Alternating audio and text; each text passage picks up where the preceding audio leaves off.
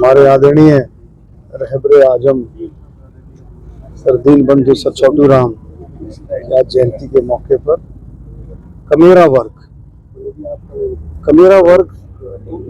जिसमें हर तबका शामिल है, कमेरे वर्ग ने आज इस मैराथन का आयोजन किया।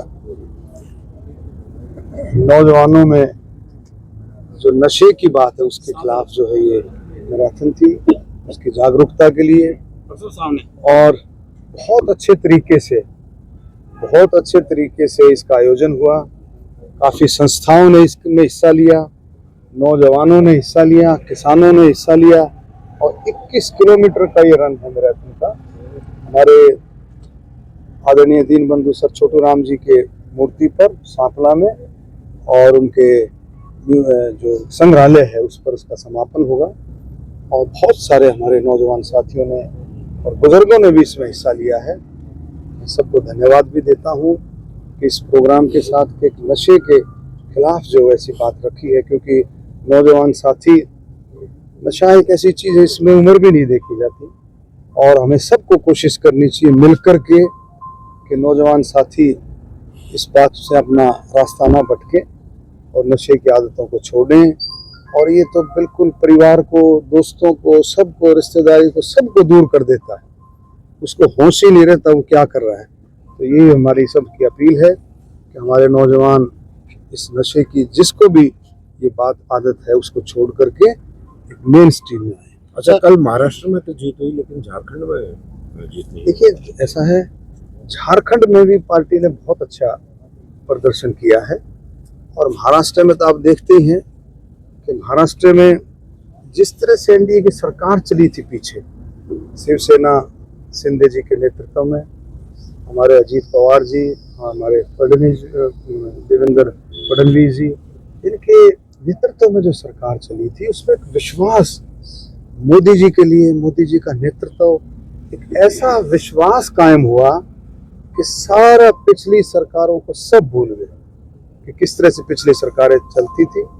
और आज उसी विश्वास के ऊपर हर एक महाराष्ट्र में, क्या देश में, हर तबका, चाहे वो नौजवान है, चाहे कर्मचारी है, व्यापारी है, छोटा है, बड़ा है, किसान है, हमारे बुजुर्ग हैं, महिलाएं हैं, हमारे एससी, बीसी, ओबीसी, सबको ये विश्वास है कि मोदी जी के नेतृत्व में सब तबकों का विकास होगा। सबका साथ, सबका विकास, ये प्रैक्टिकल रूप से महाराष्ट्र में हुआ है। और मैं हमारे मुख्यमंत्री जी को भी बधाई दूंगा, नायब सैनी जी को भी।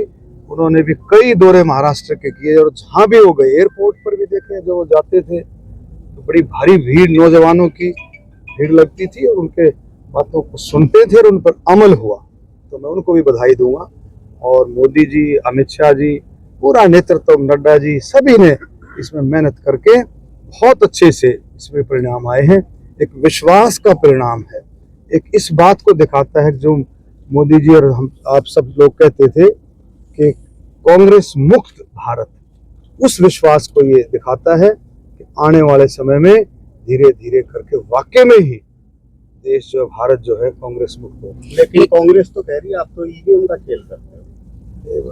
अब देखो, अब झारखंड में पूछना उनसे, झारखंड में कैसा रहा ईवीएम, झारखंड में ईवीएम कैसा रहा। वो कांग्रेस का अपना मन है, उनका दिमाग झूठ का पुलिंदा है। अब महाराष्ट्र में भी बहुत सारी झूठ फैलाने की कोशिश की, लेकिन पूरे पार्टी के कार्यकर्ताओं ने, पार्टी के नेताओं ने मोदी जी के नेतृत्व में उनका झूठ नहीं चलने दिया। और जहां उनका झूठ नहीं चलता वहीं वो साफ हो जाते हैं। पार्लियामेंट के इलेक्शन में, लोकसभा के चुनाव में पूरा झूठ फैलाया, संविधान बदल देंगे मोदी जी आगे। तो अब कौन आया है? प्रधानमंत्री तो मोदी जी आए हैं। अरे, डॉक्टर भीमराव अंबेडकर जी का संविधान, इतने आदरणीय पुरुष का संविधान, और संविधान की सब मानते ही नहीं है, उसकी पूजा करता है पूरा देश संविधान की, उसको कौन छेड़ सकता था। लेकिन पूरा फैला दिया, पूरी अफवाह, पूरे झूठ। और जब 5 सीट हरियाणा में आई उस झूठ के सारे से, तब ईवीएम ठीक थी, पूछ के देख लो, तब ईवीएम का तब तो कोई जिक्र नहीं किया उन्होंने ईवीएम का। आज जब लोगों ने, 36 बिरादरी ने ये विश्वास दिखाया है भारतीय जनता पार्टी पर, तीसरी बार हरियाणा में सरकार बनी है और दूसरी बार हमारे मुख्यमंत्री नायब सैनी जी, ये लोगों का विश्वास है 36 बिरादरी का विश्वास है, हर तबके का विश्वास है, चाहे उसमें किसान है, हमारा SC है, BC है, OBC है, जनरल कैटेगरी, हर एक का विश्वास है कि भारतीय जनता पार्टी के नेतृत्व में हरियाणा और देश आगे बढ़ सकता है। उदय भान ये कह रहे हैं कि जिस तरह से गड़बड़ी हुई है 14 सीटों में हमारे पास सबूत है, हम हाईकोर्ट का जाएंगे, उन्होंने हाईकोर्ट में अपील भी दायर कर दी है। ऐसा है, अब मैं क्या कह सकता हूँ, उनकी अपनी सोच है, लेकिन मैंने विधानसभा में भी कहा था, आपको याद होगा, विधानसभा में मैंने कहा था, मैं जो 2019 में जब हम रोहतक जीते थे तो इनकी 5 साल चू चली थी कि भाई गड़बड़ कर दी, जबरदस्ती कर दी कहीं हुई थी ना, जब तक ये नहीं जीत लिए इनकी हुई।